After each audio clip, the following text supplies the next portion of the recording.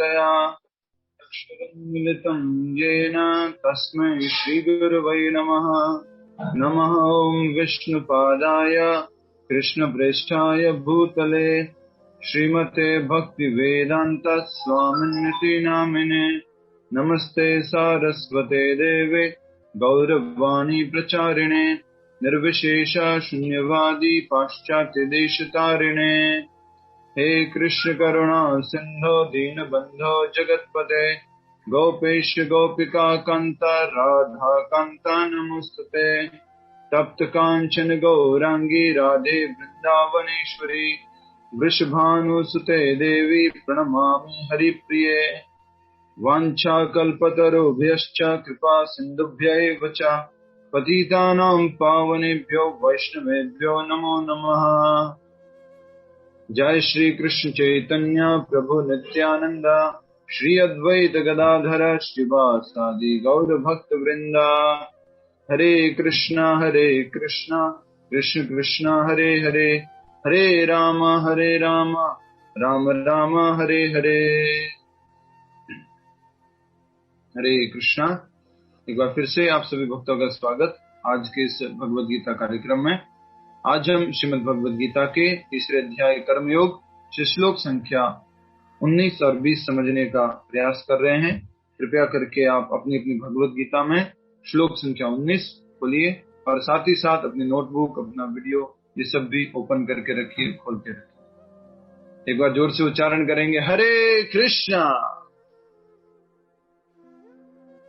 आप सभी रक्षाबंधन मनाए हैं, बलराम पूर्णिमा मनाए हैं, तो आपका अच्छा कल का पूरा दिन निकला होगा। अच्छे से सारा आध्यात्मिक और रक्षाबंधन का त्योहार दोनों मनाया होगा आपने। आज हम इस भगवद गीता के तीसरे अध्याय से 19वां श्लोक कर रहे हैं, तो कृपया करके हमारे पीछे भगवान का आह्वान मंत्र दोहराएंगे तो कथा का हम प्रारंभ कर पाए। ओम नमो भगवते वासुदेवाय। ओम नमो भगवते वासुदेवाय। ओम नमो भगवते वासुदेवाय। मुखम करोति वाचारं कृपातमहं श्री गुरुदेव परमानंद। हरे कृष्ण। श्लोक दोहराएंगे। तस्मादसक्तः सततम् कार्यं कर्म समाचर असक्तो ह्याचरन् कर्म परमाप्नोति पुरुषः। प्रवीणा माता जी श्लोक बोलिए।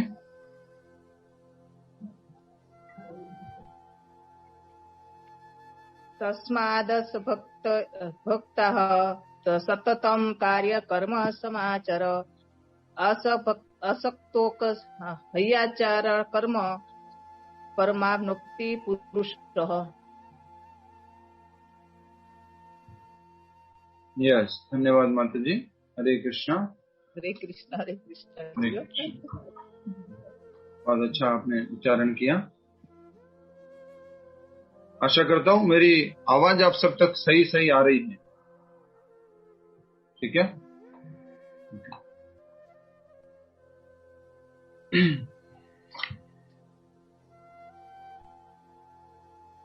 अनुवाद दोहराएंगे। अतः कर्म फल में आसक्त हुए बिना मनुष्य को अपना कर्तव्य समझकर निरंतर कर्म करते रहना चाहिए, क्योंकि अनासक्त होकर कर्म करने से उसे परब्रह्म की प्राप्ति होती है। बहुत ही सुंदर बात भगवान श्री कृष्ण द्वारा इस श्लोक में बताई जा रही है, जिसको हमें समझना है। और जैसा कि आप जानते हैं कि पिछले कुछ श्लोकों से बात हो रही थी यज्ञ चक्र की। यज्ञ चक्र मतलब कि हमें अपना नियत कर्म करना, और यज्ञ चक्र में हमने देखा था कि अगर हम अपने नियत कर्म करेंगे तो क्या होगा, यज्ञ कहलाएंगे वो, और ऐसे यज्ञों से बारिश होगी, बारिश होने से अन्न होगा, और सारे लोग जो है किसके ऊपर आश्रित हैं, अन्न के ऊपर आश्रित हैं। तो ये हमने समझा था। फिर हमने समझा दो तरह के लोगों के बारे में, ध्यान से सुनिएगा। पहले तरह के लोग जिनके बारे में भगवान ने बताया कि अगर वो शास्त्रों में, वेदों में बताए गए नियत कर्मों का पालन नहीं करते हैं तो पापमय जीवन जीते हैं। और दूसरे तरह के लोगों के बारे में बताया, ऐसे लोगों के बारे में जो आत्म में ही, खुद में ही, यस्व आत्मरेव, जो खुद में ही संतुष्ट रहते हैं, जो आत्म साक्षात्कार करते हैं, वैसे लोगों को कुछ नियत कर्म करने की भी आवश्यकता नहीं है। तो दो तरह के लोगों के बारे में हमने समझा। पहले तो भगवान बार बार कहे नियत कर्म करना है, नियत कर्म करना है, फिर बीच में एकदम से बता दिया कि ऐसे लोग भी हैं जिनको नियत कर्म करने की आवश्यकता नहीं है। फिर हमने जो कल का जो श्लोक था उसमें देखा था कि जो स्वरूप सिद्ध व्यक्ति है, जो आत्म साक्षात्कार को प्राप्त कर चुका है, जो कि एक परम भक्त है भगवान कृष्ण का, उसको भी किसी भी प्रकार का नियत कर्म करने की आवश्यकता नहीं है, न ही किसी जीव पर निर्भर रहने की आवश्यकता है। और उसके लिए एक बहुत ही सुंदर उदाहरण है हमारे सामने, वो है श्रील प्रभुपाद जी, और वो मात्र कृष्ण पर निर्भर थे। इस प्रकार से हमने समझा था अभी तक। आज हम उसके आगे समझ रहे हैं। फिर से भगवान अर्जुन को बोल रहे हैं कि नियत कर्म तो करना चाहिए। अभी वापस अर्जुन को क्या बोल रहे हैं भगवान, नियत कर्म करना चाहिए। पहले क्या बोला, नियत कर्म करना चाहिए। फिर शुद्ध भक्त के बारे में बोला, उनको करने की आवश्यकता नहीं है।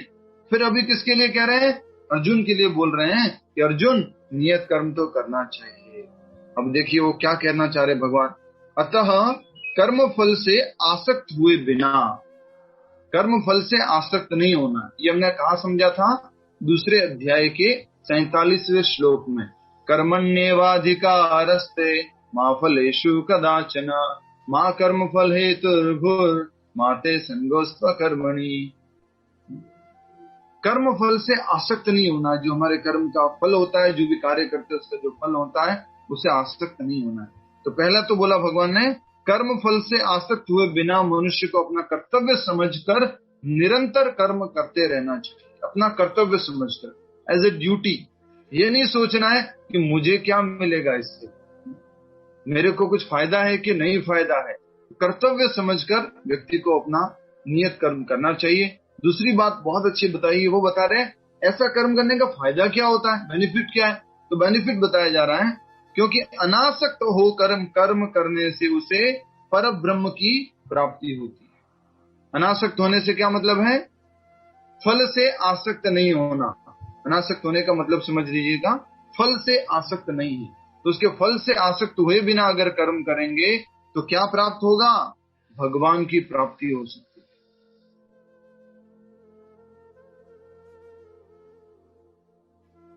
उसका उत्तर अगर पूछे क्यों भगवान की प्राप्ति हो सकती है, तो उसका उत्तर है क्योंकि वो आत्म स्तर पर कार्य करता है, आत्म स्तर पर कार्य करता है, अनासक्त होकर के बिना आसक्त हुए कार्य करता है, इसलिए उसको भगवान की प्राप्ति हो सकती है। आइए अब हम तात्पर्य की तरफ आगे बढ़ते हैं, और दो ही बातें बताई गई अनुवाद में, जैसा कि आप समझ चुके हैं कि भगवान ने बोला अर्जुन को अनासक्त होकर कर्म करो, वो भी अपना कर्तव्य समझकर, और अनासक्त होकर कर्म करोगे तो तुम पर ब्रह्म भगवान को प्राप्त कर सकते हो, उनकी प्राप्ति होती है। कोई भी पूछेगा अनासक्त होकर कर्म करने का क्या लाभ है, तो आपका उत्तर होना चाहिए हम भगवत प्राप्ति कर सकते हैं, परमात्मा प्राप्ति कर सकते हैं। वो कैसे, तो आप कह सकते हैं क्योंकि आत्म स्तर पर जब कार्य करता है तो किसी से आसक्त नहीं होगा, और जब आसक्त नहीं होगा तो वो इस दुनिया में फंसेगा ही नहीं, कर्मों के बंधन में फंसेगा ही नहीं, और फिर वो यहाँ से मुक्त हो जाएगा। ठीक है। तात्पर्य, भक्तों के लिए श्री भगवान परम है और निर्विशेषवादियों के लिए मुक्ति परम। इस बात को थोड़ा सरलता से समझ लीजिए, हमने बार बार समझा है इस बात को। योगा लैडर, तो योगा लैडर बता दीजिए जल्दी से, कौन बताएगा। अमिता माता जी, योगा लैडर क्या था, योग की जो सीढ़ियां थी, स्टेप्स, योगा लैडर बताइए। सबसे नीचे एनिमल से बियॉन्ड एनिमल, उसके बाद में एनिमल लाइफ, उसके बाद में बताइए। कर्म कांड, फिर कर्म योग। नहीं, अभी तो और 2-3 लेवल और थे ना माता जी। सबसे नीचे एनिमल से भी नीचे, उसके बाद animal life, then animal life, then हाँ, एनिमल लाइफ, उसके बाद कर्म योग, कर्म कांड, कर्म योग, जी, देन उसके बाद ज्ञान योग, जी देन अष्टांग योग और भक्ति योग लास्ट जी में। जी, ठीक है। तो इस तरह से लास्ट में क्या है, भक्ति योग है। तो हमने देखा था कि जो व्यक्ति कर्म योग कर रहा है, फिर उसके बाद में ज्ञान योग है, उसके बाद में अष्टांग योग है, उसके बाद में क्या है, भक्ति योग है। तो यहाँ कहा जा रहा है, देखिए, भक्तों के लिए श्री भगवान परम है। तो आप देखिए उस योगा लैडर में भक्त लोग क्या चाहते हैं अपने जीवन में, भगवत भक्ति चाहते हैं, भगवान स्वयं को चाहते हैं। नहीं वो भगवान के परमात्मा रूप को चाहते हैं और नहीं वो भगवान के ब्रह्म रूप को चाहते हैं। तो इसलिए यहाँ पर कहा गया निर्विशेषवादियों के लिए मुक्ति परम है। निर्विशेषवादी अर्थात क्या होता है, कोई बता सकता है? माइक अनम्यूट करके बताइए, निर्विशेषवादी कौन होते हैं? जिसको भी समझ में आ रहा है बता सकता है। जो मायावादी। हरे कृष्ण प्रभु जी, मायावादी जो जानते हैं कि मायावादी हम प्रभु जी, प्रभु है, भगवान Yes. हम ही है। जो निराकार भगवान की बिल्कुल। प्रार्थना करते हैं। Very nice. तो जो भगवान में कोई विशेषता नहीं देखते हैं, भगवान को निराकार स्वरूप मानते हैं, उनको क्या कहा गया है, निर्विशेषवादी। तो निर्विशेषवादियों के लिए क्या परम है, मुक्ति परम है। बस इस भौतिक जगत से मुक्त हो जाए, कहीं न कहीं जाके विलीन हो जाए, ब्रह्म में विलीन हो जाए, ये उनके लिए वो परम है। लेकिन भक्तों के लिए क्या परम है, स्वयं भगवान श्री कृष्ण वो परम है, उनकी भक्ति परम है भक्तों के लिए। अतः जो व्यक्ति समुचित पथ प्रदर्शन पाकर और कर्म फल से अनासक्त होकर कृष्ण के लिए या कृष्ण भावनामृत में कार्य करता है, वह निश्चित रूप से जीवन लक्ष्य की ओर प्रगति करता है। बहुत ही सुंदर बात कही जा रही है, ध्यान से सुनिए क्या कहा जा रहा है। अतः जो व्यक्ति समुचित पथ प्रदर्शन पाकर और कर्म फल से अनासक्त होकर कृष्ण के लिए या कृष्ण भावनामृत में कार्य करता है, वह निश्चित रूप से जीवन लक्ष्य की ओर प्रगति करता है। कोई बता सकता है सबसे अच्छा पथ प्रदर्शन कैसे मिल सकता है? सबसे अच्छा पथ प्रदर्शन कैसे मिल सकता है और कैसे हम इस भौतिक दुनिया के कर्मों से मुक्त हो सकते हैं, बताइए। हरिनाम संकीर्तन, अकर्म करके प्रभु हाँ जी, क्या अकर्म करके। सबसे पहले उत्तर देना है, पथ प्रदर्शन पाकर। सबसे अच्छा पथ प्रदर्शन कैसे मिलेगा? हरे कृष्ण गुरु, प्रामाणिक Yes, बहुत अच्छा। सबसे पहला उत्तर हो गया प्रामाणिक गुरु। दूसरा उत्तर बताइए। दूसरा उत्तर ये है कर्म फल से अनासक्त होकर कर्म करना, अर्थात क्या है, कृष्ण भावनामृत में करना। उसको क्या बोलते हैं, अकर्म, विकर्म या कर्म? अकर्म। यस, उसको बोलते हैं अकर्म। तो हमें कृष्ण भावनामृत में कर्म करना है। तो यहाँ पर कितनी अच्छी बात हमें जानकारी मिल रही है। देखिए वो ये है कि अगर हमें जीवन लक्ष्य को प्राप्त करना है तो आपके क्विज में प्रश्न आएगा, जीवन लक्ष्य को प्राप्त करने के लिए क्या आवश्यक है? तो सबसे पहला उत्तर होगा आपको कृष्ण भावनामृत में कर्म करना और दूसरा प्रामाणिक गुरु के निर्देशन में कार्य करना। कृष्ण भावनामृत में कार्य करना और प्रामाणिक गुरु के निर्देशन में कार्य करना। ठीक है, नेक्स्ट आगे बढ़ते हैं। अर्जुन से कहा जा रहा है कि वह कृष्ण के लिए कुरुक्षेत्र की युद्ध में लड़े, क्योंकि कृष्ण की इच्छा है कि वह ऐसा करे। तो अर्जुन से भगवान कृष्ण क्या कह रहे हैं, लड़ाई करो। अगर ये भगवान बार बार कह रहे हैं नियत कर्मों को करो, नियत कर्मों को करो, इसका अर्थ लड़ाई करना क्यों है? कौन उत्तर देगा? उत्तर देंगे आप में से अर्जुन। ये भगवान श्लोक में बोल रहे, डायरेक्टली तो नहीं बोला कि युद्ध करो युद्ध करो। भगवान बोल रहे नियत कर्मों को करो, नियत कर्म भी अनासक्त होकर के करो, ऐसा कह रहे हैं। तो स्वाति जी बताइए, इससे कैसे मालूम पड़ रहा है कि अर्जुन को भगवान युद्ध करने का बोल रहे हैं? भगवान तो बोल रहे नियत कर्म करो। क्योंकि अर्जुन क्षत्रिय है प्रभु जी। जी, क्षत्रिय है अर्जुन, इसलिए। यस, तो अर्जुन उसका नियत कर्म क्या है? प्रजा की रक्षा करना, उनका ध्यान रखना। यस, उसका नियत कर्म है युद्ध करना। इसलिए वो है भगवान कृष्ण जब कह रहे हैं कि अर्जुन अपना नियत कर्म करो, अर्थात युद्ध करो। अब भगवान युद्ध करने का क्यों कह रहे हैं? खुद की प्रसन्नता के लिए, स्वयं की प्रसन्नता के लिए। और भी आगे इसके सीक्रेट्स आगे रिवील होंगे कि भगवान ऐसा क्यों कहते हैं। तो अभी से बस इतना सा समझ रहे हैं कि भगवान की आज्ञा पर अर्जुन युद्ध करना, भगवान अर्जुन को अपने लिए युद्ध करने के लिए कह रहे हैं। आगे और बात आएगी 4 अध्याय में, फिर आगे रिवील होगा कि क्यों भगवान चाहते हैं कि अर्जुन युद्ध करे। अर्जुन तो मात्र एक इंस्ट्रूमेंट बनता है, वो और आगे बात आएगी। तो धीरे धीरे हम आगे बढ़ेंगे, इसलिए इसको क्या कहा गया है? योगा लैडर। ठीक है ना? तो ये भगवत गीता में ना स्टेप बाय स्टेप आगे बढ़ने का है पूरा। तब हम आगे समझ लेते हैं। अर्जुन ने गायत्री माता जी म्यूट कर दीजिए, धन्यवाद। अर्जुन से कहा जा रहा है कि वह कृष्ण के लिए कुरुक्षेत्र में युद्ध करे, युद्ध लड़े, क्योंकि कृष्ण की इच्छा है कि वह ऐसा करे। उत्तम व्यक्ति होना या अहिंसक होना व्यक्तिगत आसक्ति है, किंतु फल की आसक्ति से रहित होकर कार्य करना परमात्मा के लिए कार्य करना है।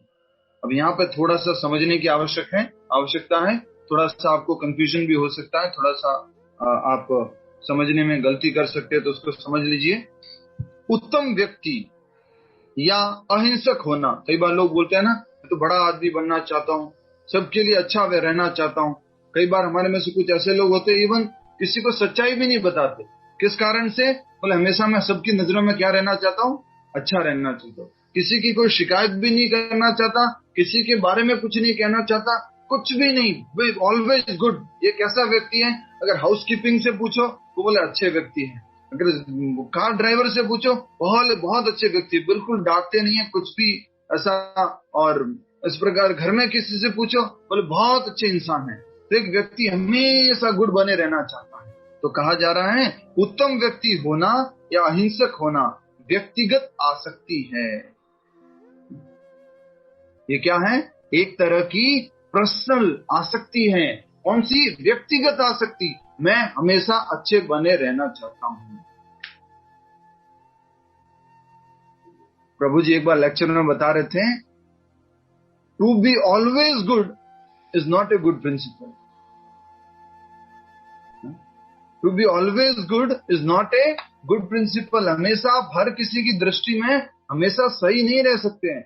उसके लिए फिर आपको कुछ छुपाना पड़ेगा, कुछ बोलना नहीं पड़ेगा, कुछ झूठ बोलना पड़ेगा, वो सब करना पड़ेगा अगर हमेशा आप अच्छे बने रहना चाहते हो। कहीं ना कहीं तो थोड़ा बहुत तो क्या लगेगा? बुरा लग सकता है, किसी को थोड़ा सा हर्ट हो सकता है जब हम सही बात करेंगे, सच्ची बात करेंगे, सत्य करेंगे। तो इसके लिए याद है कौन सी स्टोरी थी? सबसे बड़ा रोग क्या कहेंगे? लोग। राइट? तो लोगों की ये परवाह न करके कि लोग मेरे बारे में क्या सोचेंगे, हमें सही कार्य, अच्छा कार्य करते रहना चाहिए। और ऐसे लोग जो कहते हैं कि मैं हमेशा अच्छा बना रहना चाहता हूँ, या जो अहिंसक बना रहना चाहते, मैं कुछ गलत नहीं करता, किसी को मारता नहीं हूँ, किसी को कष्ट नहीं पहुंचाता, ये एक तरह से क्या है? एक तरह से आसक्ति है, खुद से आसक्ति है, खुद की आइडियोलॉजी से आसक्ति है, खुद की थिंकिंग से आसक्ति है। तो ये आसक्ति भी भगवान ने परमिट नहीं की है। अर्जुन अगर ये सोचते हैं ओ मैं तो गुड बना रहना चाहता हूँ, अर्जुन के केस में सुनिए, अर्जुन सब लोग क्या कहेंगे? अर्जुन कितना बढ़िया था, उसने युद्ध नहीं किया, किसी को नहीं मारा, उसने किसी को कष्ट नहीं पहुंचाया। भगवान कह रहे नहीं, तुम्हें अपना कर्तव्य करना है, लोग क्या कहेंगे उसके बारे में नहीं सोचना है। तुम युद्ध नहीं करोगे तो भी लोग क्या कहेंगे? तुम्हारा मजाक उड़ाएंगे, और तुम युद्ध करोगे तो भी लोग तुम्हारे बारे में कुछ कहेंगे। राइट। पहले भी कह चुके हैं भगवान, अगर तुम युद्ध नहीं कहोगे तो लोग तुम्हें कायर कहेंगे, चोर कहेंगे, भागा हुआ कहेंगे, और एक क्षत्रिय के लिए ये तो बहुत बड़े अपमान की बात होती है। तो इसलिए तुम्हें इस बात की चिंता नहीं करनी। तो ये बात आपको प्रिंसिपल समझना है डे टू डे लाइफ में, ठीक है ना? समझ में आ गया? कई बार मदर्स होती हैं या दादाजी होते हैं, अंकल होते हैं, हमेशा अपने बच्चों के नजर में हमेशा अच्छे बने रहना चाहिए। गुड, ये मम्मी तो अच्छी है, मम्मी अच्छी है, पापा अच्छे नहीं है, ये नहीं है, वो नहीं, राइट। तो ये जो है ना, ये हमेशा के लिए अच्छी बात नहीं। थोड़ा सा हमें समझना होगा कि जो कहीं ना कहीं थोड़ा सा उनको बुरा लग सकता है, कहीं हर्ट हो सकता है। हमेशा अहिंसक बन के नहीं रह सकते, और हमेशा अहिंसक बन के रहना भगवान यहाँ रिकमेंडेड नहीं कर रहे। अर्जुन के लिए खास करके अपना कर्तव्य करो। नेक्स्ट, यह उच्चतम कोटि का व्यक्तिगत आसक्ति है, किंतु फल की आसक्ति से रहित होकर कार्य करना परमात्मा के लिए कार्य करना है। फल की आसक्ति से रहित होकर कार्य, जैसे कि एक बात हम कहना चाहेंगे, ऑलवेज गुड वाली बात पे याद आ गया। एक माँ थी और अपने बच्चे को देख रही थी, और हमेशा उस बच्चे से पूछती थी, बेटा बता पापा अच्छे कि मैं अच्छी हूँ? तो बेटा बोलता, मम्मी आप अच्छी। हर बार वो बोलते थे, मम्मी आप अच्छी। तो मम्मी बहुत खुश होती थी। और एक बार क्या हुआ, वो बच्चा जो है किसी घर से बाहर निकला, और रोड पे जो है एक बड़ी गाड़ी आ रही थी, और उसके वो सामने आ सकता था। अब बताइए मम्मी को क्या करना चाहिए?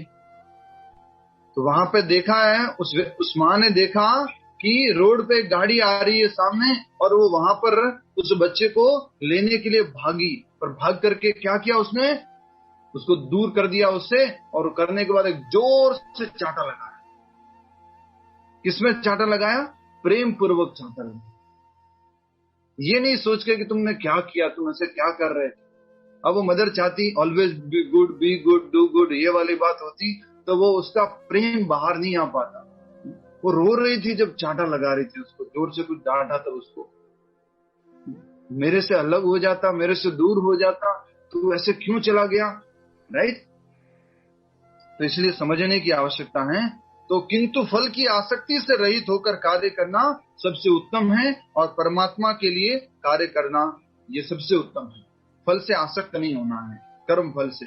हम बहुत आसक्त होते हैं, मेरे बच्चों को मैंने खूब पढ़ाया, इनको मैंने ऐसे किया, उनको मैंने वो सेवा की, और उन्होंने देखो मुझे रिकॉग्नाइज भी नहीं किया, बच्चे मेरे को बात भी नहीं करते हैं, और बहुत कई बार इस तरह से बातें आती हैं। इसलिए कहा जा रहा है अनासक्त होकर कर्म करना वो श्रेष्ठ है, और परमात्मा के लिए कार्य करना वो और भी श्रेष्ठ है। अनासक्त होकर कार्य करना, परमात्मा के लिए कार्य करना। अब आपके क्विज में प्रश्न आएगा, अनासक्त होकर कर्म करना किसके बराबर है? अनासक्त होकर कर्म करना भगवान के लिए कार्य करने के बराबर है, परमात्मा के लिए कार्य करने के बराबर है। उसका उत्तर लिख सकते हैं, आत्मा स्तर पर कार्य होगा। ठीक है। यह उच्चतम कोटि का पूर्ण कर्म है, जिसकी संतुष्टि भगवान कृष्ण ने की है। संतुष्टि भगवान श्री कृष्ण खुद कह रहे हैं, अनासक्त होकर के कर्म करना ये सबसे बेस्ट कर्म है, और स्वयं भगवान कृष्ण ने इसके बारे में बोला है। कहाँ बोला है भगवान कृष्ण ने इसके बारे में? बताइए अमिता माता जी, अनासक्त होकर कर्म करना बढ़िया है, श्रेष्ठ है, ये भगवान श्री कृष्ण ने कहाँ बोला है? माइक अनम्यूट करके बोलिए। दूसरे अध्याय के 47 के श्लोक में। हाँ, कर्मण्यवादी का आज के श्लोक में बोला है। आज के श्लोक में, आज के श्लोक में भगवान कृष्ण बोल रहे हैं, चरण कर्म अनासक्त होकर कार्य करो, और वो कार्य करने से क्या होगा? परमात्मा की प्राप्ति होगी। तो क्या मतलब हुआ? अनासक्त होकर कर्म करना परमात्मा के लिए कार्य करने के बराबर है, ये बोला है। ठीक है। अगले पैराग्राफ की तरफ आगे बढ़ने से पहले एक स्टोरी सुना दे, बहुत अच्छी स्टोरी है। हरे कृष्ण, स्टोरी टाइम, हरि बोल। वैसे आप में से बहुत सारे भक्त लोग लेट आए हैं, उनका क्या कारण है मुझे मालूम नहीं, तो आपसे निवेदन करता हूँ समय पर ज्वाइन करें। और मैंने ऑडियो भी डाला था आज, तो निवेदन करते हुए फिर भी मैं वेट कर रहा था 100 हो जाए 3:10 तक, बट ठीक है। अब कल से हम थोड़ा सा सीरियसली इसको लेंगे कि जो लोग समय पर आते हैं वो लाभ ले पाएंगे, जो लोग नहीं आते हैं वो लाभ से वंचित होंगे। तो श्लोक संख्या इस 19 में हमने समझा अनासक्त होकर कर्म करना होता है और भगवान की प्रसन्नता के लिए कर्म करना होता है। तो एक बहुत अच्छी स्टोरी है। उस स्टोरी में हमने देखा है कि एक बार एक बहुत बड़े व्यापारी थे, बहुत धन धान्य था उनके पास में, और उनके 4 बेटे थे। उन चारों बेटों की 4 क्या थी? पत्नियां। अच्छा, ये वो वाली कहानी नहीं है 4 पत्नियों वाली, ये दूसरी कहानी, ठीक है। तो एक व्यापारी थे, उनके 4 बेटे थे, उनकी 4 पत्नियां थी। तो व्यापारी ने थोड़ा सा मन में आया कि मैं किसको क्या क्या डिपार्टमेंट दूं अपने बहुओं में, कि किचन किसको दूं, हाउसकीपिंग का डिपार्टमेंट किसको दूं, और ये मैनेजमेंट अकाउंट का डिपार्टमेंट किसको दूं, और ये क्या कहते हैं पूरा ओवरऑल ट्रेजरी कैश किसके हाथ में दूं। ये सब जो है वो उनके मन में थोड़ा सा डाउट आ रहा था, किसको करूंगा, डिसीजन नहीं ले पा रहे थे। तो उन्होंने क्या किया, उन्होंने चारों को बुलाया, बहुओं को बुलाया, चारों बहुओं को बुला करके कहा कि अब मैं आपका थोड़ा सा एक परीक्षा लेना चाहता हूं, और इसके अंतर्गत मैं आपको फिर अलग अलग जिम्मेदारियां दूंगा, ऐसा करके उन्होंने बोला। तो क्या होता है, वो व्यापारी, वो बड़े व्यक्ति घर के जो थे, उन्होंने क्या किया, उनको 5 दाने दिए, गेहूं के 5-5 दाने दिए सबको, ठीक है। सबको गेहूं के 5-5 दाने दिए, और फिर सबको कहा 5 साल बाद मुझे वापस लौटा देना। सबको गेहूं के 5-5 दाने दिए और कहा 5 साल बाद वापस लौटा देना। तो चारों बहुओं को दे दिया, चौथी बहू को मिला, चौथी बहू बहुत प्रसन्न हुई, मुझे 5 के 5 दाने मिले हैं, खुश हुई वो। और उसने क्या किया मालूम है, 5 साल बाद इनको क्या याद रहेगा, ससुर जी वैसे भी उम्र हो चुकी है, क्या इनको याद रहेगा, बुढ़े हो चुके हैं। क्या किया उन्होंने, 5 दाने लेकर के फेंक दिए, ठीक है, फेंक दिए। दूसरी पत्नी, जो दूसरी बहू थी, बहू नंबर 3, नीचे से शुरू कर रहे हैं, चौथे नंबर की बहू ने फेंक दिया। तीसरे नंबर की बहू ने क्या किया, 5 दानों को लिया। अब ससुर जी को क्या मालूम है उनको याद आना है कि नहीं आना, 5 साल बाद कौन रहेगा नहीं रहेगा मालूम नहीं। क्या करते हैं, 5 दाने हैं, अन्न का अपमान नहीं करना चाहिए, क्या कर लिया, खा लिया। ससुर जी के हाथ से मिले, आशीर्वाद है, खा लेते हैं, खा लिया उन्होंने। फिर दूसरी बहू जो थी, दूसरे नंबर की बहू, उसने क्या किया, उस 5 दानों को लेकर के फिर सोचा उसने भी, चलो ससुर जी ने दिया है, 5 साल बाद जिंदा रहेंगे तो पूछेंगे वापस। तो ऐसा क्या करते हैं, लाल कपड़े में बांध करके मंदिर में रख लेते हैं, जैसे हम गीता को रखते हैं ना, गीता जैसे रखते हैं वैसे लाल कपड़े में बांध करके मंदिर में रख लेते हैं। उसने उसे मंदिर में रख लिया। उसके बाद में पहली पत्नी, उसने क्या किया, वो 5 दानों को लेकर के उसने जो है जमीन में एक एक दाने को बोया, और एक एक दाने को बोया, और फिर कुछ 2-3 महीने में उसमें से अंकुरित हुआ, बीज निकला, उससे और थोड़ा सा गेहूं उत्पन्न हुआ, फिर उसने बोया, फिर गेहूं उत्पन्न हुआ, फिर बोया, फिर गेहूं उत्पन्न हुआ। इस प्रकार से उसने 5 साल में तो बहुत अधिक मात्रा में गेहूं उत्पन्न कर लिए, बहुत अधिक मात्रा। तो ससुर जी 1 साल निकला, 2 साल निकला, सब लोग भूल चुके थे, गेहूं वगैरह सब भूल चुके थे। 5 साल बाद ससुर जी ने फिर बुला लिया, कौन से त्योहार के दिन, रक्षाबंधन के दिन बुला, सबको बुलाया और पूछा कि आपने क्या किया। तो पहली नंबर की बहू से पूछा, तुमने क्या किया। तो उसने क्या बताओ, उसको डर लगने लग गया। मैंने तो सोचा ससुर जी रहेंगे नहीं रहेंगे मालूम नहीं, तो वो डर गई थी, फेंक दिया था। उसने तुरंत अंदर गई और बोरे में से 5 दाने लेकर आके दे दिए ससुर जी को। ससुर जी ने 5 दाने देखे और देख करके बोलते, ये तो वो 5 दाने नहीं है जो मैंने दिए थे, बताओ सही सही क्या किया तुमने। बोले, मैंने तो एक्चुअल में सही बताऊं आपको, तो एक्चुअल में है ना, मैंने ससुर जी अब बुरा मत मानिएगा, मैंने तो उनको फेंक दिया। क्या कर दिया उसने? फेंक दिया। और उसके बाद में ससुर जी बोले अच्छा ठीक है। फिर तीसरे नंबर की पत्नी से पूछा तुमने क्या किया? तो उसने बोला कि मैंने तो क्या किया, मुझे तो ऐसा लगा कि बाद में क्या होगा नहीं होगा, ये 5 दाने हैं इससे क्या होगा। उसने तुरंत खा लिया। और फिर पत्नी नंबर 2 उससे पूछा तुमने क्या किया? मैंने ससुर जी जो है ना एज इट इज रखे हुए मैं लेके आती हूँ। वो ले गई अंदर मंदिर में जाके वो पोटली लाल कलर की लेके आई, ये लीजिए ससुर जी आपने जो मुझे दिया था एज इट इज आपके लिए रखा हुआ है। जैसे हम सब लोगों के घर में जाते हैं और पूछते हैं आपके पास Bhagavad Gita as it is है, जो प्रभुपाद जी ने लिखी हुई वाली भगवत गीता है? बोले हाँ है ना हमारे पास as it is Bhagavad Gita है। कहाँ पर है? बोले एज इट इज रखी हुई है। कब से रखी हुई है? बोले पिछले 7 साल से रखी हुई है, 11 साल पहले मेंबर बने थे तब से एज इट इज रखी हुई है। कुछ भी उसमें प्रभु जी बिल्कुल उसका कवर तक नहीं खोला है, एकदम एज इट इज है, आप वापस लेके भी जा सकते हैं। हरे कृष्ण। तो इस प्रकार से वो लेके आए। बोले आपने इसका कुछ उपयोग नहीं किया? बोले हाँ मैं उपयोग नहीं कर, मैंने तो सोचा आपको वापस एज इट इज दे दूंगी, आप प्रसन्न होंगे। बोले बहुत अच्छी बात है। फिर पहली पत्नी से पूछा, बोले लेके आओ मेरे 5 दाने कहाँ पर है, मैंने आपको 5 दाने दिए थे गेहूं के। तो उसने क्या किया मालूम है? मैं 5 दाने नहीं देना चाहती हूँ, मैं 5 ट्रक भर के गेहूं आपको दाने देना चाहती हूँ। कितना? 5 ट्रक भर के। सोचिए। तो मुझे आप ऐसा कीजिए 5 ट्रक अरेंज कीजिए तो मैं आपको वो 5 दाने लौटा दूंगी, मुझे 5 ट्रक चाहिए। तो ससुर जी ने 5 ट्रक भिजवाए। 5 ट्रक से भी ज्यादा गेहूं वहां पर आया और ससुर जी उनसे बहुत प्रसन्न हुए। और फिर ससुर जी ने क्या किया? सबको जिम्मेदारी दे दी। अब मुझे समझ में आ गया है किसको क्या जिम्मेदारी देनी है। तो आप में से कोई बता सकता है किसको क्या जिम्मेदारी मिली होगी? 4 जिम्मेदारियां हैं सब। एक तो सबसे बड़े हेड हैं जो सारा मैनेजमेंट देखेंगे, सारा ट्रेजरी देखेंगे। दूसरे नंबर के वो क्या करेंगे? जो दूसरे नंबर की पत्नी है वो क्या करेगी? सॉरी मैं तो उत्तर दे रहा हूँ, नहीं उत्तर नहीं देना। 4 ऑप्शन बताने। ऑप्शन ये है, एक जो है किचन डिपार्टमेंट देखेगा, और एक देखेगा क्या कह सकते हैं क्लीनिंग डिपार्टमेंट, और एक देखेगा अकाउंट डिपार्टमेंट, और एक देखेगा ये पूरा मैनेजमेंट, ओवरऑल मैनेजमेंट।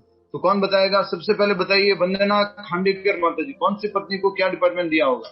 उसके बाद में वंदना बारोट माता जी। हेलो, हरे कृष्ण प्रभु जी। हरे कृष्ण प्रभु जी। बताइए। हेड ऑफ द डिपार्टमेंट उन्होंने बनाया होगा पहली बहू को। ठीक है। क्योंकि उसने अच्छा मैनेजमेंट किया, सारे गेहूं संभाल के रखे और हर साल 5 बार उनको उगा के इकट्ठा कर। ठीक है। दूसरा बताएंगे, दूसरा को वंदना बारोट माता जी, आप कौन सी पत्नी है? आपको कौन सी समझ में आई? बोलिए माता जी। यस माता जी बोलिए। आवाज नहीं आ रही है आपकी। माता जी की आवाज आ रही है आप लोगों को? वंदना बारोट माता जी आवाज नहीं आ रही, अभी आ रही थी एकदम से बंद हो गई, आवाज नहीं आ रही माता जी। यस बताइए। स्वाति जी बताइए। उसके बाद में संगीता मुलेवा जी, बताना है आपको एक पत्नी। बहुत हंस रहे हैं आप, क्या कर रहे थे मालूम नहीं, बताइए। जी फर्स्ट वाइफ को हेड ऑफ द अकाउंटिंग, फिर मतलब हेड सब ध्यान रखने वाला, फिर किसको किसको दिया? थोड़ा सा आवाज क्यों ब्रेक हो रही है मालूम नहीं, प्रॉब्लम। हाँ फर्स्ट वाली जो जिन्होंने सो किया सीड्स उनको फर्स्ट को तो हेड ऑफ द डिपार्टमेंट। हाँ।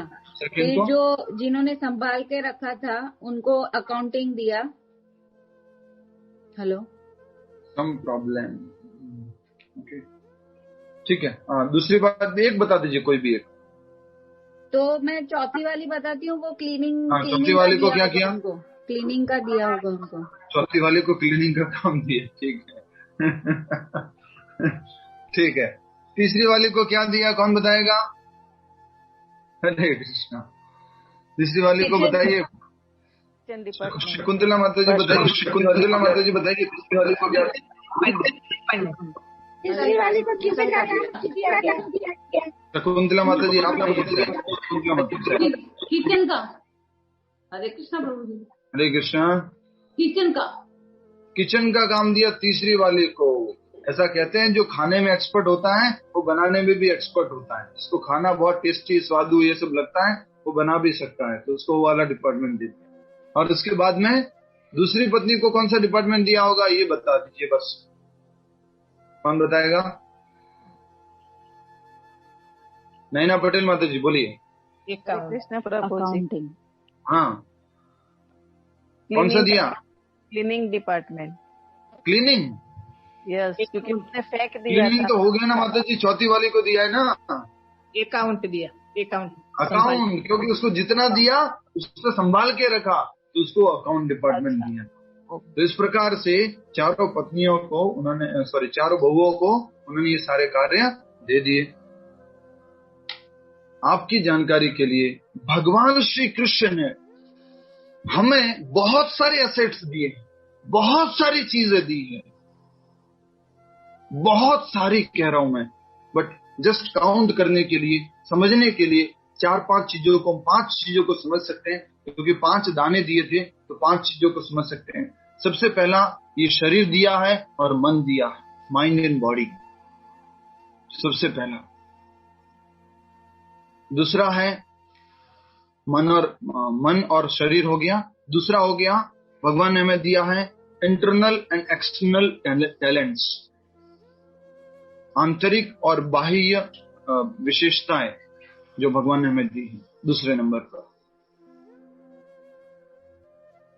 तीसरे नंबर पर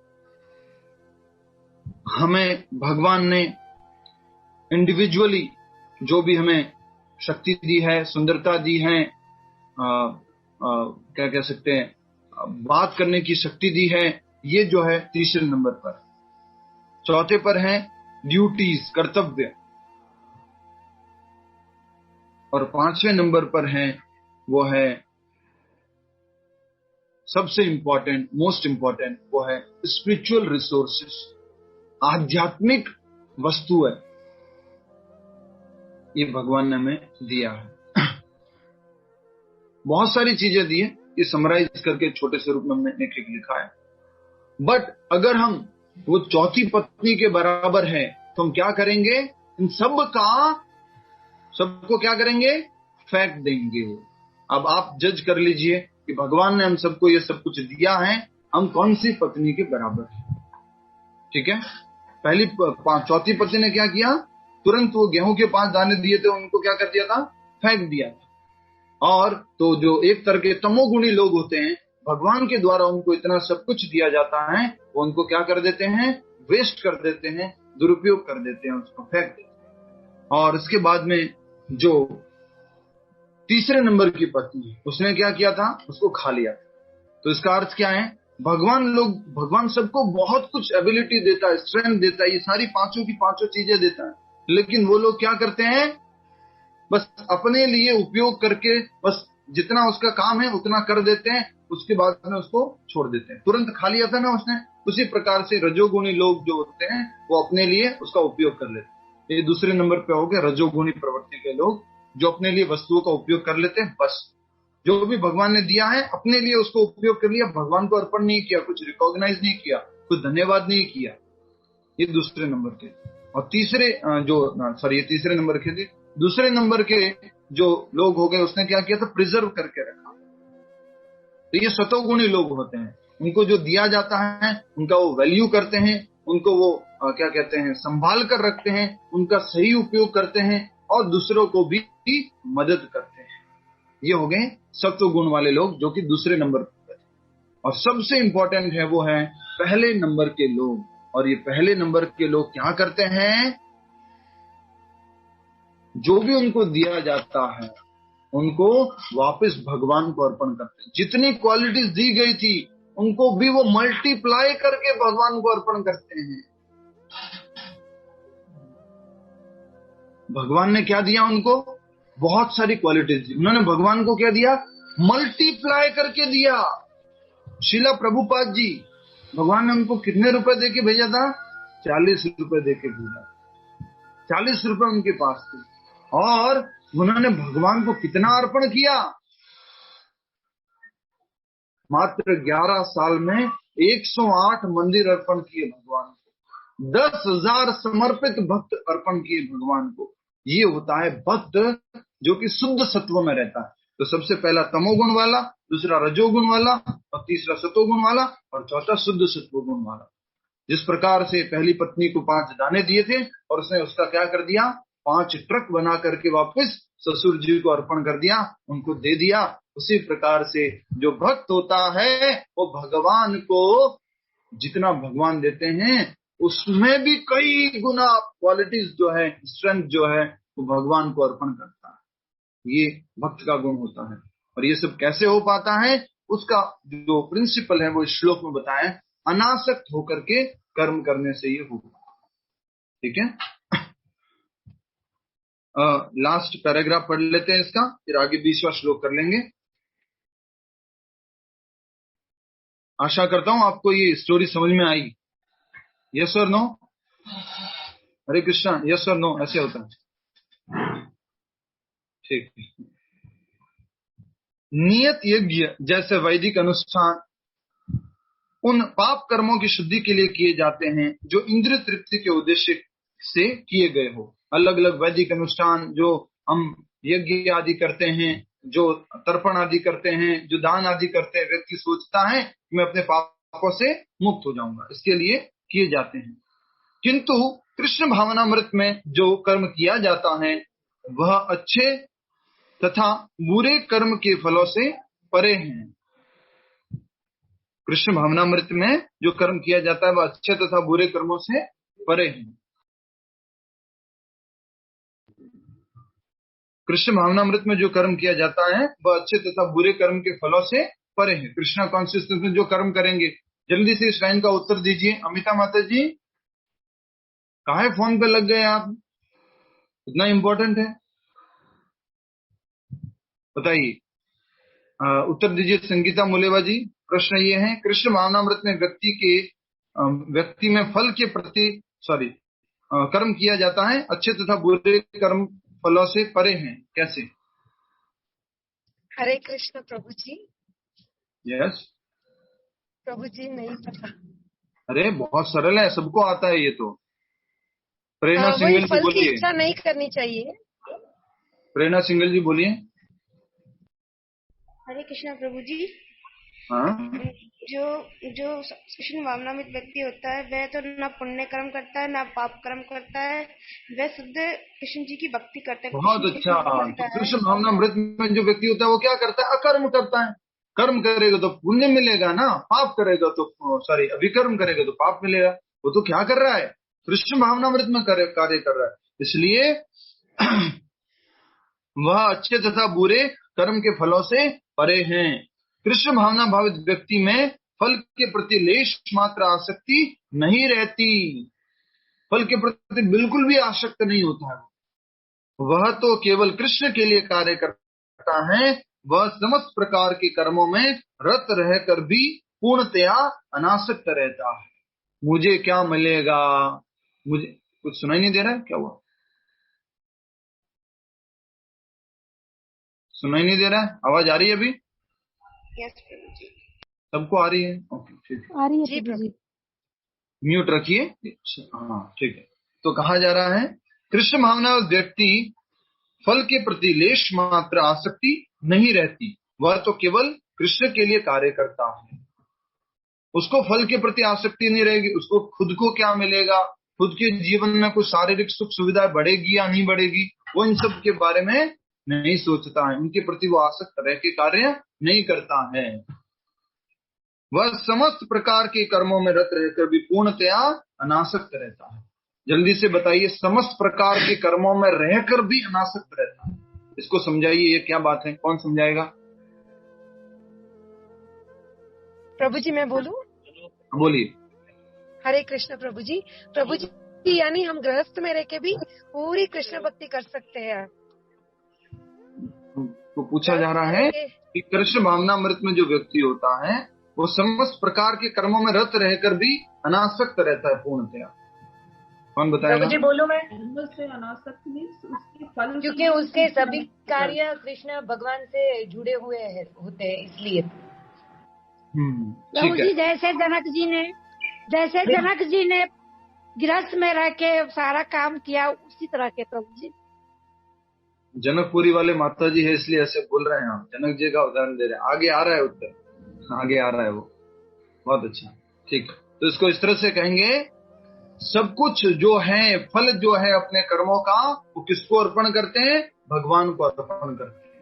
उसमें ऐसे नहीं बचा लेते अपने लिए कि मेरे लिए थोड़ा टैक्स इकट्ठा कर लो, जमा कर लो, राइट। जैसे कि एक बहुत अच्छी छोटी सी कहानी है कि एक व्यक्ति था, उसने लॉटरी खरीदी और उसमें 1 करोड़ का पहला प्राइज था, 50 लाख का दूसरा प्राइज था। तो वो शिवजी के पास गया और शिवजी के मंदिर में जाकर के वो प्रार्थना करता है कि हे भगवान शिव, मेरी लॉटरी लग जाए तो मैं जो है आपको 50% आपको दूंगा। क्या बोलता है? 50% आपको दूंगा अगर ये लॉटरी लग जाए तो उनकी समा उधर जो है, पहली लॉटरी कितने की थी बताइए? पहला टिकट कितने का था? 1 करोड़। 1 करोड़ का था। तो उसका दूसरे नंबर का टिकट लग गया। कितने नंबर का? 50 लाख का। 50 लाख का लग गया। तो शिवजी के पास गया और भगवान को 11 रुपए के मखाने और वो जो चने होते हैं वो लेकर के गया। तो शिवजी को चढ़ा दिया। उसके बाद वो जा रहा था तो शिवजी पूछते, क्या हुआ भैया, मेरा पार्ट किधर है? तुमने बोला था 50% मुझे दोगे, मेरा पार्ट किधर है? अरे भगवान, आप भी क्या ऐसे कर रहे हो? आप तो पहले से ही अपना पार्ट 50% तो पहले ही आपने रख लिया। 1 करोड़ की लॉटरी मांगी थी, 50 लाख तो आपने पहले से अपने पास रख लिया है और मुझे तो 50 लाख ही दिया है। तो इस प्रकार से जो है कुछ भक्त, कुछ व्यक्ति जो इस प्रकार कामना करके आसक्त होकर कार्य करते हैं, मैं शिवजी की भक्ति या उनकी पूजा इसलिए कर रहा हूँ कि मुझे मेरे लिए कुछ प्राप्त होना है। तो कुछ मिला, उसमें भी फिर अर्पण नहीं किया, सब कुछ मेरा है। तो कर्म फल के प्रति आसक्त रह करके कार्य करते हैं। अब हम आगे बढ़ते हैं श्लोक संख्या 20 की तरफ। बहुत सुंदर उदाहरण है जनक महाराज का। कृपया करके इस श्लोक को दोहराएंगे। कर्मणेव हि संसिद्धिम् आस्थिता जनकादयः लोक संग्रहमेवापि संपश्यन् कर्तुम् अर्हसि।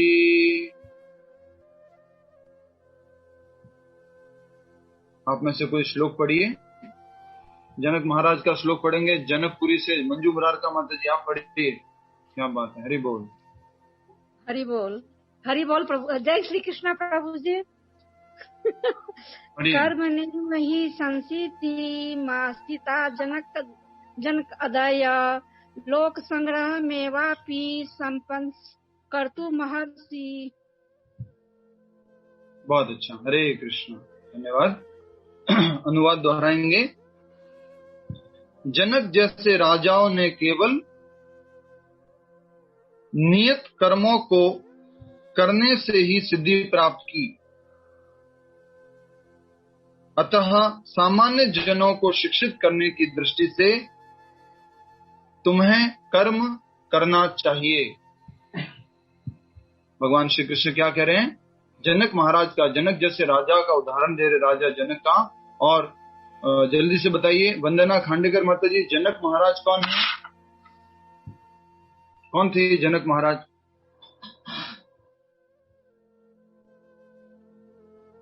सीता जी के फादर थे। माँ सीता जी की। हरि बोल। इसलिए सीता मैया को क्या बोला जाता है? जानकी भी बोला जाता है। जनक पुत्री जानकी। जानकी। आगे बढ़ते हैं। तो इसमें अब देख रहे हैं, जनक जैसे राजाओं ने केवल नियत कर्मों को करने से ही सिद्धि प्राप्त की। नियत कर्मों का अर्थ हम अच्छे से समझे थे। और नियत कर्म में क्या था? ब्राह्मण, क्षत्रिय, वैश्य, शूद्र और ब्रह्मचारी, गृहस्थ, वानप्रस्थ, संन्यास, उसके अनुसार कार्य करना। और इसमें भी भगवान के द्वारा बताए गए कार्य, शास्त्रों अनुमोदित कार्य करना। और उसमें हमने अच्छे से समझा है और हम आगे भी इसको अच्छे से समझेंगे। जनक महाराज के जीवन से हमने रामायण की कथा सुनी है और रामायण की कथा में दशरथ महाराज के बारे में सुना है, राम जी के बारे में सुना है, और राक्षस रावण के बारे में सुना है, लेकिन जनक महाराज के बारे में नहीं सुना। तो थोड़ा सा जनक महाराज के बारे में भी समझने का प्रयास करेंगे। बट यहाँ पर जो प्रभुपाद जी आगे समझाएंगे, पहले उसको समझेंगे। भगवान कृष्ण ने उदाहरण दिया है। आप सभी ने टेस्टिमोनियल का नाम सुना है? टेस्टिमोनियल का नाम, टेस्टिमोनियल क्या होता है? कौन बताएगा? यस बताइए, आशिता जी बताइए। टेस्टिमोनियल मतलब रिव्यू जैसा होता है कि क्या होता है? रिव्यू, कोई रिव्यू देता है ना कि ये उससे क्या होता है? मतलब उनके बारे में सही सही बताएंगे कि अगर वो कोई पर्सन का टेस्टिमोनियल है तो बताएंगे कि कैसा है वो पर्सन, या उनका अगर कोई डॉक्टर है तो बताएंगे कि कैसे डॉक्टर है, क्या है। Testimonial, yes. तो इस तरह से कई बार हम ना, कोई एडवर्टाइजिंग कंपनी होती है, वो सब लोगों का टेस्टिमोनियल लेते हैं और नीचे बताते हैं, देखिए इन्होंने भी यूज किया है और इन्होंने बताया बहुत अच्छा प्रोडक्ट है, इन्होंने भी यूज किया है, उन्होंने बोला ये बहुत अच्छा है। तो उसी प्रकार से मार्केटिंग की टेक्निक कह लो, या इतना बड़ा ये जो प्रोपेगेंडा है टेस्टिमोनियल का, जिसमें लोग, जैसे हम लोग भी ट्रिप्स करते हैं ना, यात्राएं करते हैं, तो हम लोगों से टेस्टिमोनियल लेते हैं, यात्रा कैसी रही, आपको कैसा लगा, कैसा आनंद आया, तो लोग बताते हैं यात्रा के बारे में, तो हम उसका उपयोग करते हैं नेक्स्ट यात्रा को प्रमोट करने में। देखिए वो यात्रा में आए थे, उनको अच्छा लगा था। उसी प्रकार ये टेक्निक जो है वो तो भगवान श्री कृष्ण आज से 5000 पहले बता रहे हैं कि नियत कर्म के बारे में बता रहा हूं मैं, और उदाहरण उसमें वो देके भी बता रहे हैं कि जनक महाराज ने अपने जीवन में सिद्धि प्राप्त की, परफेक्शन को प्राप्त किया, किसका करके? नियत कर्मों को करके। तो नियत कर्मों को करके सिद्धि प्राप्त की जा सकती है। और जनक जैसे राजाओं ने, तो और भी राजा हैं जिनके उदाहरण अभी यहाँ पर दिए नहीं गए हैं, लेकिन भगवान श्री कृष्ण एक जनक महाराज का उदाहरण तो हम सबके सामने प्रस्तुत कर रहे हैं। तो जनक आदि राजाओं ने जनकादयः, कंप्यूटर का बैटरी खत्म हो गया है, मैं मोबाइल से कनेक्ट करके करने की कोशिश करता हूँ।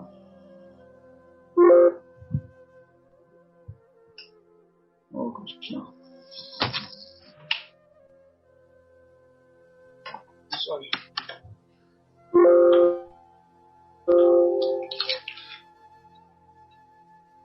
मोबाइल से कनेक्ट करके उपयोग करता हूँ, वेट कीजिए।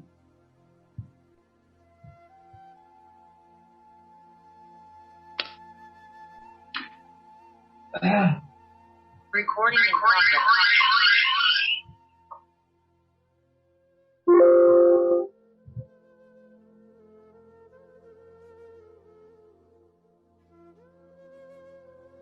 हरे कृष्ण।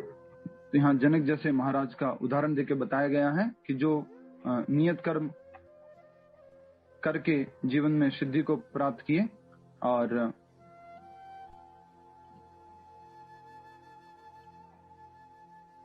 फिर आगे कहा गया, अतः सामान्य जनों को शिक्षित करने की दृष्टि से तुम्हें कर्म करना चाहिए।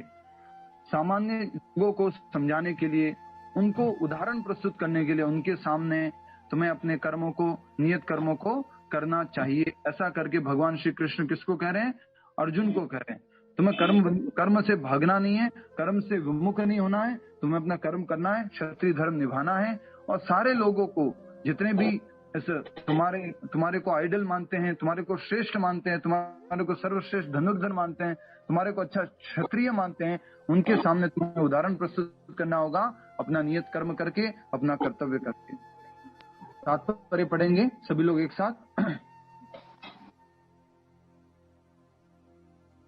जनक जैसे राजा स्वरूप सिद्ध व्यक्ति थे, अतः वे वेदानुमोदित कर्म करने के लिए बाध्य न थे। आवाज कम आ रही है? ठीक है, ठीक है। तो जनक जैसे राजा के बारे में प्रभुपाद जी क्या लिख रहे हैं? सबसे पहले समझिए, बहुत इंपॉर्टेंट बात लिखी है, पहली लाइन जो लिखी हुई है वो क्या थे? स्वरूप सिद्ध व्यक्ति थे। स्वरूप सिद्ध व्यक्ति को नियत कर्म करने होते हैं क्या? यस और नो? पिछले श्लोक में पढ़ा था हमने 17 और 18 नंबर के। स्वरूप सिद्ध व्यक्ति को नियत कर्म करने की आवश्यकता नहीं होती है, फिर भी यहाँ पर बताया जा रहा है जनक जैसे राजा स्वरूप सिद्ध व्यक्ति थे, अतः वे वेदानुमोदित कर्म करने के लिए बाध्य न थे।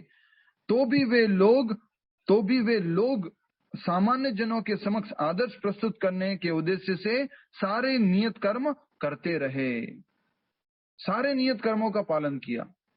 स्वरूप सिद्ध थे, आत्म साक्षात्कारी थे, फिर भी उन्होंने प्रतिदिन जो भी नियत कर्म होते हैं अपने आश्रम और वर्ण के अनुसार उन्होंने उनका पालन किया। ऐसा कहते हैं जनक महाराज सुबह ब्रह्म मुहूर्त में उठते थे और उठ करके अपना सब स्नान आदि क्रियाएं कर करके फिर अपना संध्या वंदन करते थे, और राज्य में जो राज्यसभा होती है वहां जाने से पहले वो कथा सुनते थे, भागवत सुनते थे, और इस प्रकार वो अपना आगे राज्य का कार्यक्रम चलाते थे। पूरी प्रजा में भी ये वो देखते थे कि सभी लोग अपने कर्तव्यों का पालन कर रहे हैं कि नहीं। वो अच्छे से अपना कर्तव्य, राजा होने का कर्तव्य, क्षत्रिय होने का कर्तव्य निभाते थे। इवन वो क्या थे, बहुत बड़े स्वरूप सिद्ध व्यक्ति, बहुत बड़े भक्त थे। नेक्स्ट, तो भी वे लोग सामान्य जनों के समक्ष आदर्श प्रस्तुत करने के उद्देश्य से सारे नियत कर्म करते रहे। जनक सीता जी के पिता तथा भगवान श्री राम के ससुर थे, सीता जी के पिताजी, और राम जी के क्या है, ससुर जी। भगवान के महान भक्त होने के कारण उनकी स्थिति दिव्य थी, किंतु चूंकि वे मिथिला, जो भारत के बिहार प्रांत में एक परगना है, के राजा थे, अतः उन्हें अपनी प्रजा को यह शिक्षा देनी थी कि कर्तव्य पालन किस प्रकार किया जाता है, ड्यूटीज कैसे की जाती है, कर्तव्यों को कैसे पालन किया जाता है, अनासक्त होकर के कर्तव्य पालन करना होता है। तो वो सबके सामने ये उदाहरण प्रस्तुत करना चाह रहे थे। भगवान ने ये उदाहरण क्यों दिया है, पिछले श्लोक के ऊपर निर्भर है। पिछले श्लोक में क्या बताया था भगवान ने, कर्म फल से आसक्त हुए बिना कर्म करो, भगवान ने बोला था। तो उदाहरण दे रहे हैं जनक महाराज का। जनक महाराज स्वयं बड़े महाराज थे और साथ ही साथ स्वरूप सिद्ध थे, आत्म साक्षात्कारी थे, भगवान के महान भक्त थे। फिर भी वो बताया गया मिथिला बिहार में एक जगह है, उसका नाम है मिथिला। और पहले ऐसा मैंने जहां तक सुना है, पूरे बिहार को मिथिला प्रांत ही कहते थे, आसपास में और भी जगह आती है। अतः उन्हें अपनी प्रजा को यह शिक्षा देनी थी कि कर्तव्य पालन किस प्रकार किया जाता है। भगवान कृष्ण तथा उनके शाश्वत सखा अर्जुन को कुरुक्षेत्र के युद्ध में लड़ने की कोई आवश्यकता नहीं थी, किंतु उन्होंने जनता को यह सिखाने के लिए युद्ध किया कि जब सत्परामर्श असफल हो जाते हैं तो ऐसी स्थिति में हिंसा आवश्यक होती है। जब उन्होंने ट्राई कर दिए सारे पीस प्रपोजल, स्वयं भगवान चले गए उनके पास कि 5 गांव तो दे दीजिए, तो उन्होंने 5 गांव भी नहीं दिए, और सुई की नोक के बराबर भी हम तो जगह नहीं देंगे। तब ये सब काम नहीं किया तो युद्ध करना आवश्यक है, हिंसा करना आवश्यक है, अपना कर्तव्य नियत कर्म करना आवश्यक है, उसका पालन करना जरूरी है। ऐसा करके जो है ये जनक महाराज का उदाहरण देके भगवान समझा रहे हैं, और अर्जुन को भी यही बात कहना चाह रहे हैं। लास्ट 2-3 लाइनें बची हैं, पूरा कर लेते हैं।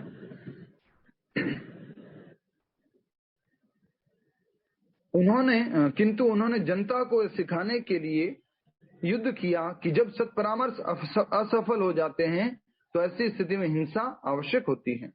कुरुक्षेत्र युद्ध के पूर्व युद्ध निवारण के लिए भगवान तक ने सारे प्रयास किए। भगवान ने क्या प्रयास किए थे युद्ध के निवारण के लिए, युद्ध न हो उसके लिए? सुनिधि सिंह माता जी बताएंगे भगवान ने क्या प्रयास किया था कि युद्ध नहीं हो।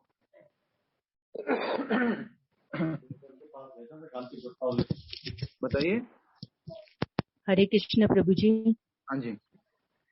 वो दुर्योधन के पास शांति प्रस्ताव लेके गए थे और युद्ध न करने का, और अभी आपने बताया कि उन्होंने केवल 5 गांव मांगे थे, लेकिन दुर्योधन ने उनसे कहा कि हम सुई के बराबर जगह भी नहीं देंगे पांडवों को। यस, तो भगवान स्वयं गए थे उनके पास शांति प्रस्ताव लेकर के, लेकिन उन्होंने स्वीकार नहीं किया था।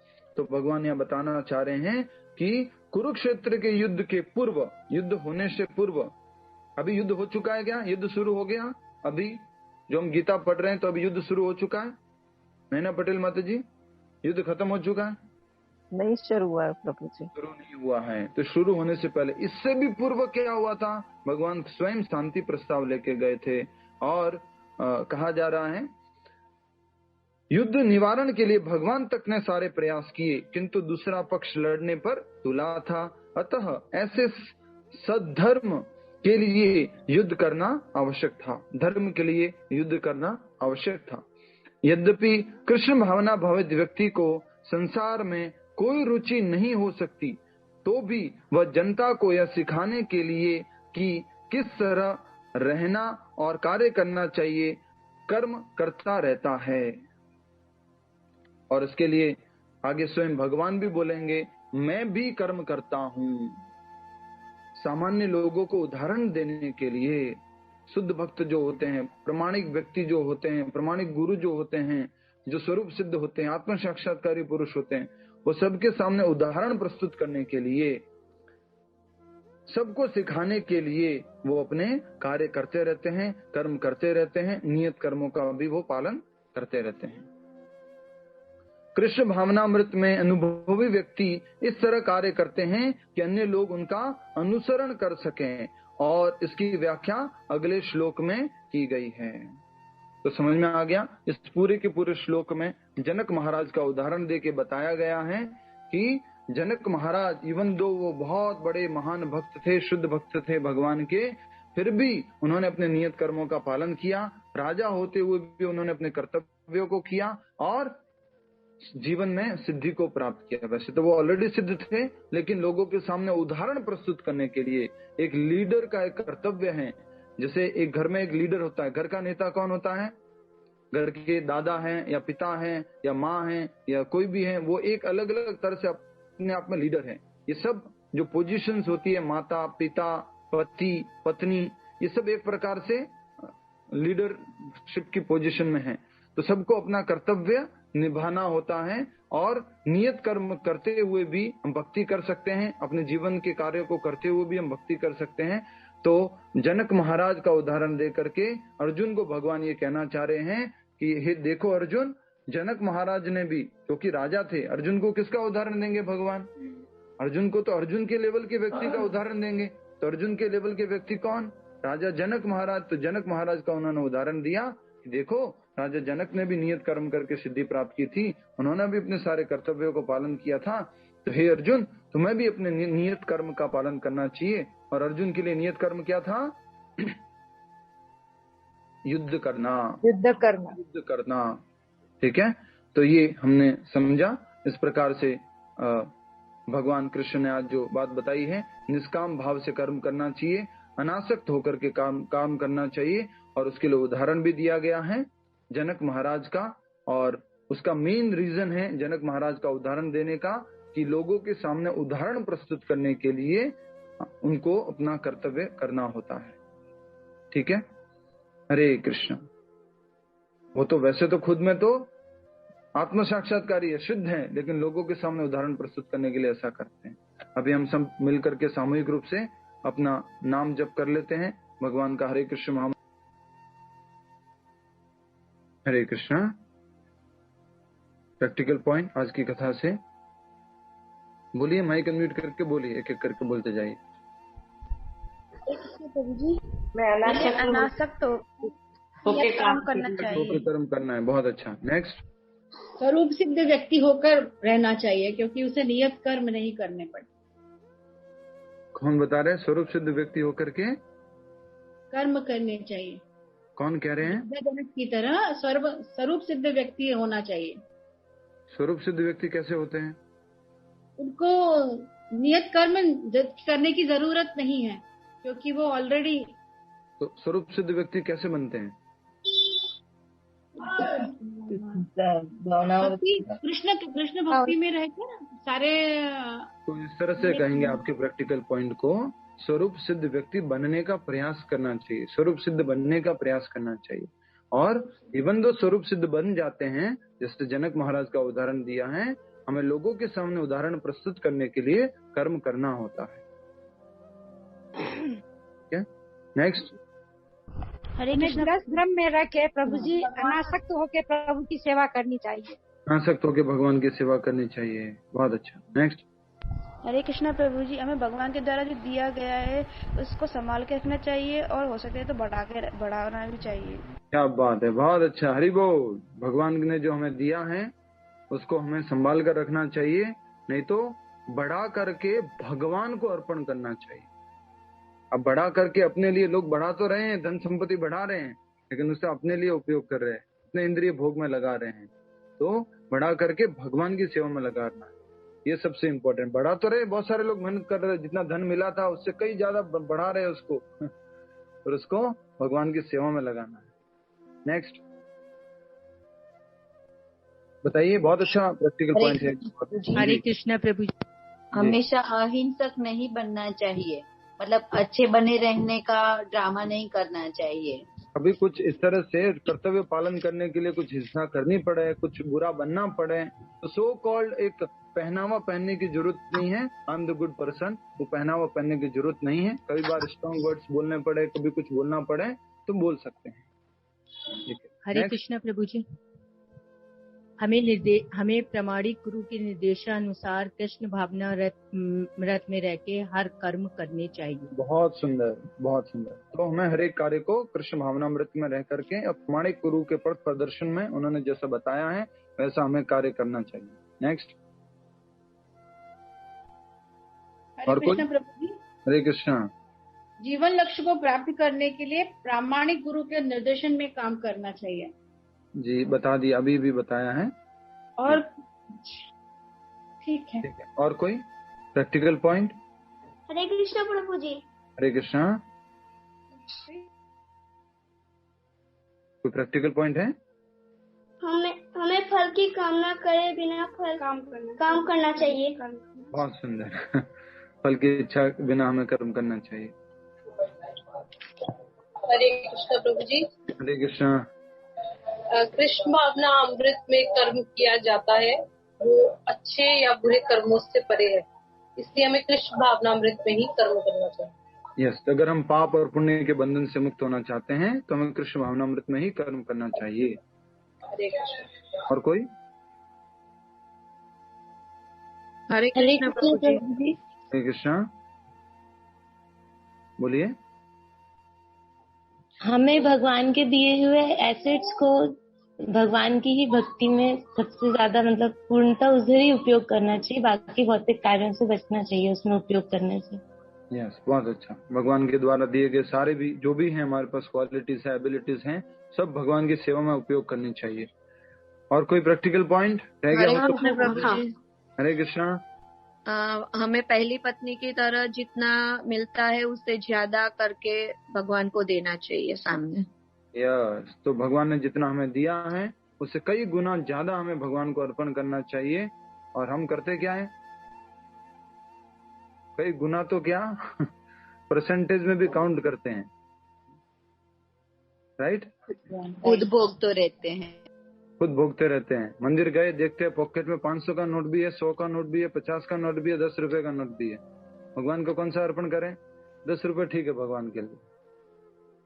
खुद बढ़िया ठीक है, उसको अलग तरह से ज्यादा अदरवाइज मत लीजिए, पर खुद के लिए हम करते हैं कार्य वो भी भगवान को अर्पण करके करना चाहिए। भगवान को अर्पण करके प्रसाद पाना चाहिए। ठीक है।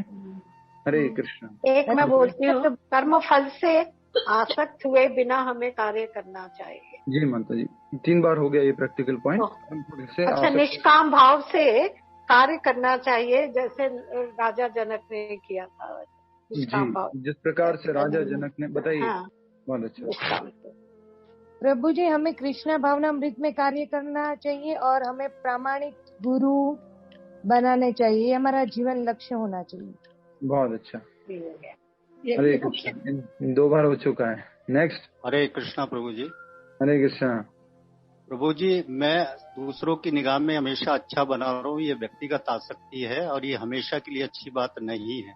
बिल्कुल सही कहा। हम हमेशा ऐसा सोचते हैं ना कि दूसरों की नजर में अच्छा ही अच्छा, अच्छा अच्छा, उनसे बहुत सारी चीजें छुपाते हैं, झूठ भी बोलते हैं और कोई अच्छी चीजें तो कहते भी नहीं है। तो ये सब अच्छा नहीं है। ये हम एक रोग से ग्रसित हैं। ये सब कितने लोग स्वीकार करते हैं इस बात को? ये रोग हमारे अंदर हुआ है। हम लोग हमेशा अच्छा बना रहना चाहते हैं, राइट? हरे कृष्णा। नेक्स्ट, कोई प्रैक्टिकल पॉइंट? प्रभु जी, हमेशा दिमाग में रहता है ना लोग क्या बोलेंगे, वही सोच निकालना है पहले तो। सोच निकालना है। किसने बोला पॉइंट? विनीता ने। तो ये बहुत अच्छा पॉइंट है। बेसिक क्या है उसका? ऐसा कारण क्या है कि हमेशा हम अच्छा बनना चाहते हैं लोगों के सामने, लोग क्या सोचेंगे ये दिमाग में सोचते रहते हैं। इसलिए सबसे बड़ा रोग क्या कहेंगे लोग। और वो गधे वाली और वो पिता और बच्चे वाली स्टोरी आपको याद ही है। हर एक गांव से जा रहे थे और लोग अलग अलग प्रकार से बातें कह रहे थे। अटकनियां पड़ी हुई हैं। हरे कृष्ण। और कोई? हरे कृष्णा प्रभु, हम अभी टीचिंग करने में समर्थ नहीं हो, लेकिन हम दूसरे लोगों को भगवत गीता क्लास से ज्वाइन कराने की कोशिश जरूर कर सकते हैं। क्या पॉइंट हो गया, ये समझ में नहीं आया। जैसे प्रभुपाद ने बहुत सारे लोगों को डिवोटीज बनाया, हम लोग अभी प्रीचिंग करने में समर्थ नहीं है, लेकिन हम उनको भगवत गीता क्लास से जुड़वा सकते हैं ताकि वो ये ज्ञान प्राप्त कर सके। तो हम भी प्रीचिंग कर सकते हैं, जितना हम कर पाएंगे। हम लोगों को भगवत गीता दे सकते हैं, भगवत गीता क्लास से जोड़ सकते हैं। तो इस प्रकार से ये प्रचार हम भी कर सकते हैं। हम भी एक उदाहरण प्रस्तुत कर सकते हैं, और एक स्पिरिचुअल डिवोटी होने के कारण हमारा ये कर्तव्य बनता है कि हम दूसरे लोगों को भी एक जानकारी प्रदान करें। ठीक है, हरे कृष्णा।